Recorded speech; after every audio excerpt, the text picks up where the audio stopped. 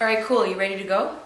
Yeah, but dude, what are you doing? It's gonna be like super cold outside. Haven't you heard the saying, March comes in like a lion, out like a lamb? Gotta be prepared for in like a lion, man. Huh. It's not that bad, I guess. What do you know? I can't even.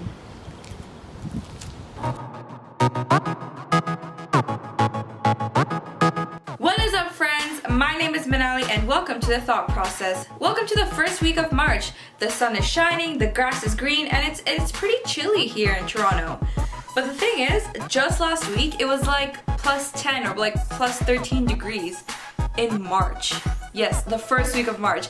In fact, I remember last year around this time it was like heavy snow in Toronto. It was like negative 30 or something. Well, okay, it was negative 30 in January, but still, it was cold. And no, this is not a weather report, don't worry. But I think if this was a weather report, I'd be pretty good at it. Like, I'd rap all the weather. Thank you, Manali. The weather today is that the 6th side is colder than my ex in the middle of December.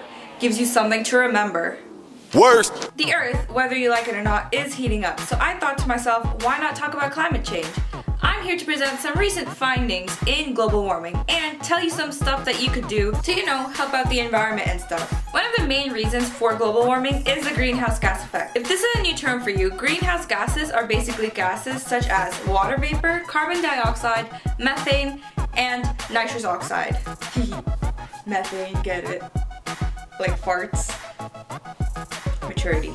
The greenhouse gas effect is basically these gases being trapped in the atmosphere of the Earth and heating up the surface. Now, the most abundant of these gases is of course carbon dioxide, but some of them, such as methane, emits 20 times more heat than carbon dioxide, and the gas known as nitrous oxide emits 300 times more heat than carbon dioxide. Like, whoa, you may say to me, you know what, Manali, I already know this stuff. I already know about greenhouse gases. We learned this stuff in school. Tell me something new. Okay, well, the only way that I can maybe tell you something new is by giving you stats. As I said before, carbon dioxide is the most abundant of these gases. This is due to deforestation and burning of fossil fuels. And gases such as these are measured in parts per million. This is basically 1 milligram per 1 liter of whatever substance that you're trying to get the concentration of. So let's look at the concentration of carbon dioxide 11 years ago in 2006. This number was at 378.21 parts per million. Then, just 11 years later, this number increased by 30 at 405.6 parts per million. Now, if you're saying to me, Manali, what's the big deal? It's just an increase of 30.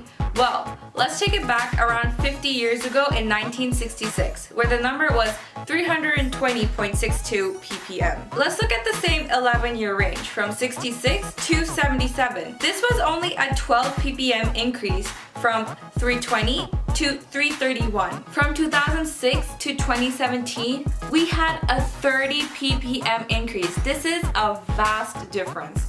Now, some of this carbon emission is from volcano eruptions and natural causes, but come on.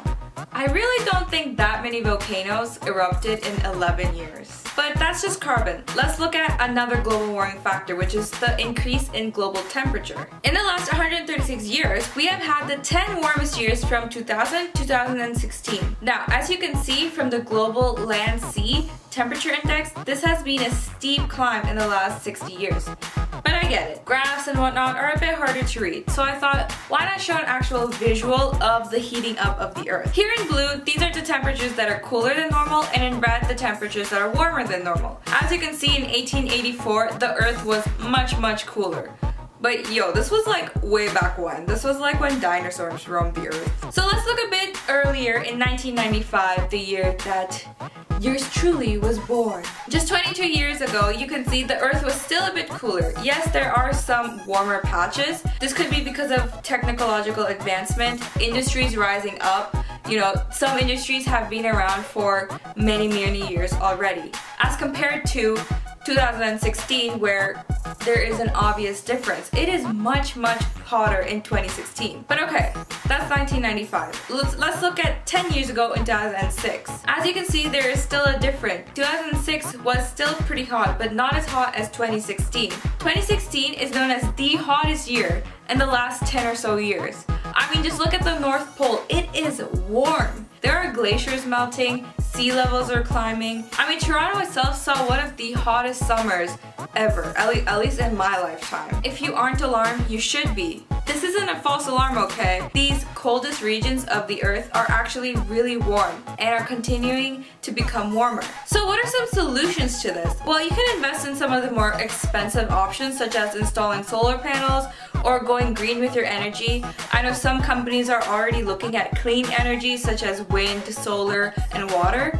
But you know, in everyday life, this can be a bit difficult. So this is coming from a student's perspective. What can you do to, you know, help out the earth a little bit? For one, you can turn off the damn faucet when you brush your teeth, man. Turn it off. Turn it off.